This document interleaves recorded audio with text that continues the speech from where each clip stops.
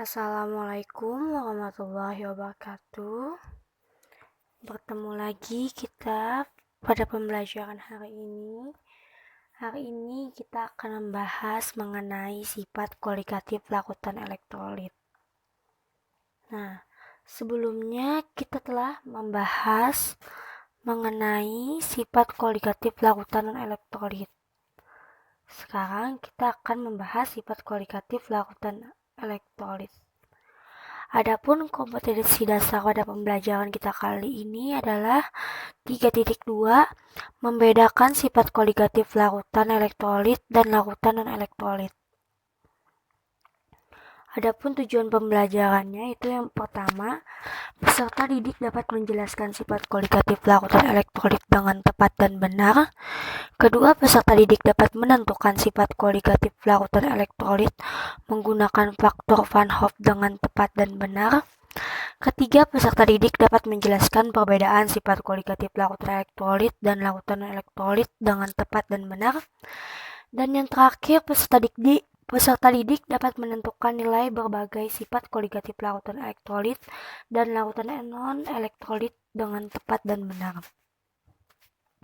Langsung saja kita ke pembahasan yang pertama, yaitu apa sih sifat kualitatif larutan elektrolit? Nah, sifat kualitatif larutan elektrolit merupakan sifat kualitatif yang dimiliki oleh larutan yang terlarutnya dapat terionisasi atau terurai menjadi ion-ion. Larutan elektrolit itu meliputi larutan asam, basa, dan garam. Nah, akibat ionisasi tersebut, jumlah partikel bertambah sehingga sifat kualitatif larutan elektrolit itu lebih besar daripada sifat kualitatif larutan non-elektrolit dengan konsentrasi yang sama.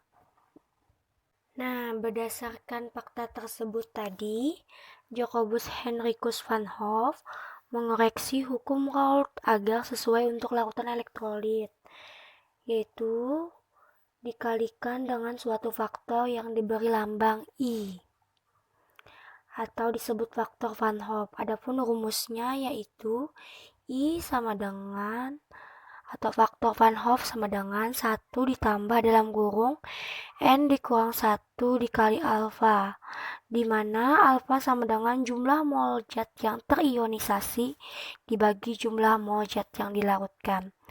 Keterangannya, I adalah faktor Van Hoff, alfa derajat ionisasi zat terlarut, sedangkan N adalah jumlah ion yang terlarut. Nah, di mana jika nilai alfanya sama dengan 1, itu adalah untuk elektrolit kuat atau terionisasi sempurna.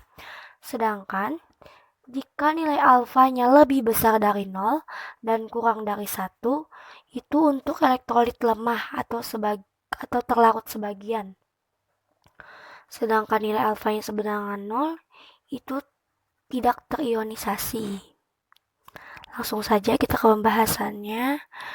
Rumus penurunan tekanan uap atau delta V yang dipengaruhi oleh faktor Van Hoff, yaitu penurunan tekanan uap sama dengan P derajat atau tekanan uap jenuh pelarut murni dikali XT atau fraksi mol terlarut dikali dengan faktor Van Hoff.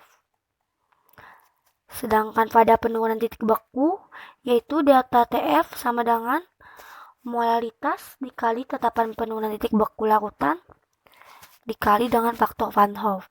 Faktor Van Hoff sendiri yaitu 1 ditambah dalam kurung N dikurang 1 atau jumlah ion zat terlarut dikurang 1 dikali dengan derajat ionisasi zat terlarut. Sedangkan pada kenaikan titik didih atau delta TB sama dengan molaritas dikali tetapan penurunan titik didih larutan. Maaf, di situ tertulis titik beku larutan, itu sebenarnya adalah titik didih larutan. Dikali dengan faktor Van Hoff-nya. Sama saja dengan sebelumnya. Itu faktor Van Hoff yaitu 1 ditambah dalam kurung N dikurang 1 dikali alfa. Nah, sedangkan pada tekanan osmotik atau V sama dengan M dikali R dikali T dikali I. M yaitu konsentrasi, R adalah tetapan gas ideal, yaitu 0,082 liter atm per mol per Kelvin. T adalah suhu, I faktor Van Hoff, N adalah selisih koefisien zat-zat yang bereaksi, sedangkan alfa adalah derajat ionisasi zat terlarut. Nah, adapun perbedaan sifat koligatif larutan elektrolit dan larutan non-elektrolit. Larutan elektrolit itu dapat menghantarkan listrik, yaitu dengan ditandai dengan nyala lampu, munculnya gelembung gas. Nah, seperti itu. Sedangkan larutan non-elektrolit itu tidak dapat menghantarkan listrik. Nah, sifat koligatif larutan elektrolit itu dapat mengalami ionisasi, sedangkan larutan non-elektrolitnya tidak dapat mengalami ionisasi. Sifat koligatif larutan elektrolit itu dipengaruhi oleh faktor Van Hoff, yaitu yang tadi rumusnya I sama dengan 1 ditambah dalam kurung N dikurang 1 dikali alfa. Sedangkan pada larutan non-elektrolit itu tidak dapat atau tidak dipengaruhi oleh faktor Van Hoff. Nilai alfa pada larutan elektrolit itu, jika nilai alfanya sama dengan 1 itu untuk elektrolit kuat atau terdisosiasi sempurna.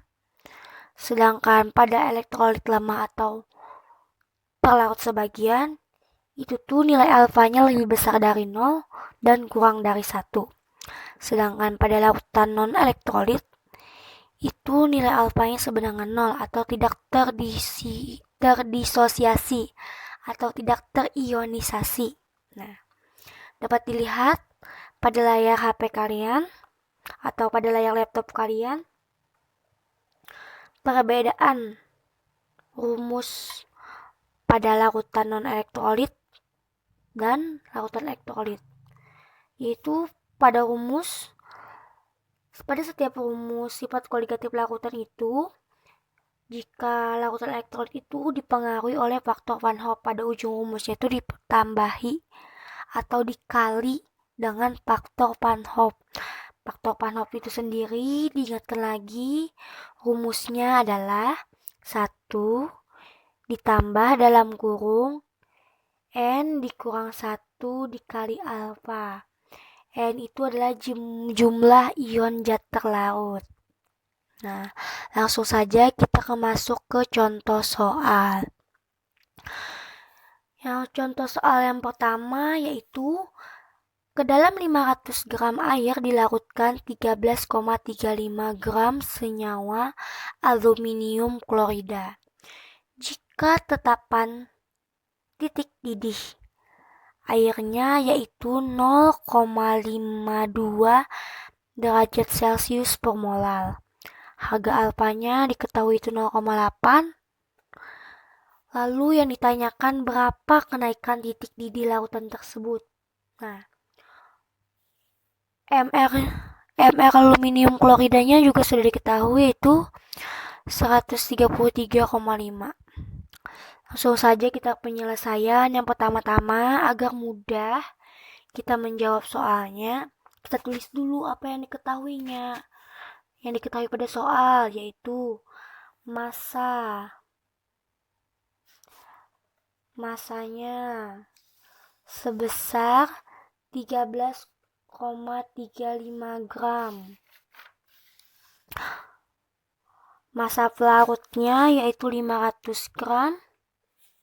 Tetapan titik didih airnya yaitu 0,52 derajat Celcius per molar. Molekul relatif aluminium kloridanya 133,5 dan derajat ionisasinya 0,8. Lalu yang ditanyakan adalah kenaikan titik didih.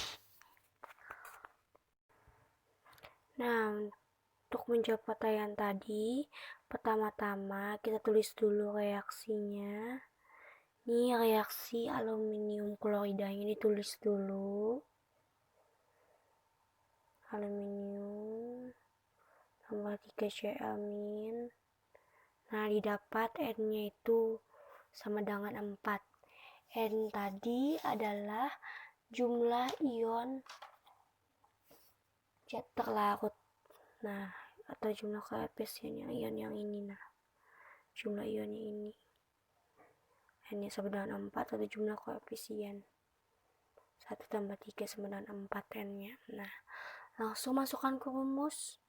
Data TB sama dengan tetapan titik didih tadi dikali M dikali I. Tetapan titik didihnya 0,52 dikali 13,35 dikali 133,5 pas itu dikali masukkan. Nah, masukkan faktor Van Hoff-nya yang telah diketahui tadi, masukkan.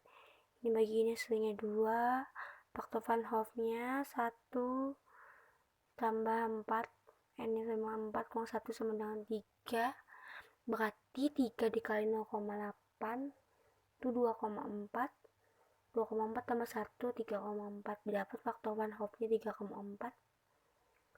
Setelah itu kali ini kalikan sehingga didapat titik didihnya ada sebesar 0,354 derajat Celcius. Selanjutnya kita masuk ke contoh soal nomor 2. Larutan asam cuka 0,1 molar membeku pada suhu yang sama dengan larutan glukosa 0,19 molar. Hitung derajat ionisasi asam cuka larutan tersebut. Diketahuinya Kf sama dengan 1,86 derajat Celcius. Titik beku. Pertama-tama seperti biasa kita tulis dulu yang diketahuinya. Tulis diketahuinya molaritas asam cuka yaitu 0,1 M, molaritas glukosanya 0,19 M, dan tetapan penurunan titik bekunya itu 1,86 derajat Celcius per molar. Yang ditanya derajat ionisasi. Setelah mengerti diketahui ini, kita masukkan ke rumus. Apa yang pas? Nah, rumus penurunan titik beku itu tadi yaitu data TF sama dengan KF dikali M dikali I. KF bisa diketahui, masukkan. M di sini tadi adalah molaritasnya glukosa. Dikali I sehingga didapat penurunan titik beku larutan itu sebesar 0,35 derajat Celcius. Nah, karena yang kita cari alfa, yaitu pertama-tama kita tulis dulu reaksinya, reaksi asam cukanya. Nah, sehingga didapat N-nya sama dengan 2 dari koefisien atau ion terlarutnya.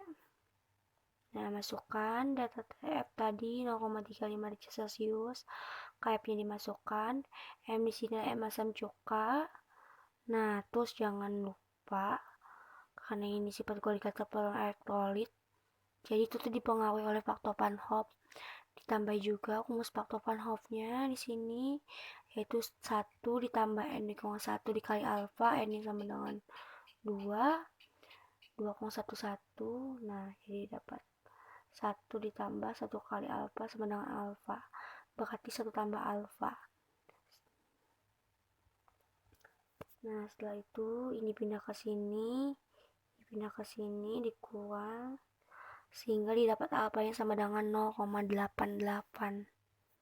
Jika diubah ke persen, didapat alfanya sebesar 88%. Alhamdulillah. Nah, sampai sini apakah ada yang dipertanyakan? Untuk mendiskusikan pembelajaran kita hari ini, mari kita kembali ke grup WhatsApp kita. Silakan kalau ada yang ditanyakan langsung saja kalian bertanya di grup WhatsApp kita. Ini ada soal latihan. Sekian video pembelajaran hari ini mengenai sifat kualitatif larutan elektrolit. Ibu mohon maaf apabila ada kesalahan kata. Sekian, terima kasih. Wassalamualaikum warahmatullahi wabarakatuh. Thank you.